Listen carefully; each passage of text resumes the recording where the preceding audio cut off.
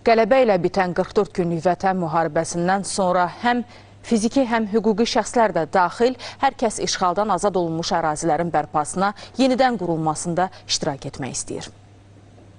Ölkənin aparıcı holdinglərindən olan Paşa Holding ilk gündən etibarən işğaldan azad olunmuş ərazilərin bərpası və yenidən qurulması, eləcə də sözgedən ərazilərdə dayanıqlı iqtisadiyyatın formalaşmasına töhfə vermək istiqamətində fəaliyyətini davam etdirir. Paşa Holding və onun törəmə şirkətləri Heydər Əliyev Fondu tərəfindən icra olunan Qarabağın dirçəlişinə yönləndirilmiş 3 layihəyə dəstək göstərir. Bu layihələr çərçivəsində Ağdamda yerləşən infrastruktur obyektlərinin dirçəlişi də, bərpası da nəzərdə tutulub. Burada əsasən Ağdam Cümə mescidi, Qiyaslı kənd mescidi və eləcə də ətraf ərazilərin bərpası yer alır. Ümumilikdə Qarabağın dirçəlməsinə yönləndirilmiş layihələrin icrası və eyni zamanda bu kimi layihələrə dəstəyin göstərilməsi birbaşa olaraq Paşa Holdingin strategiyasında öz əksini tapır.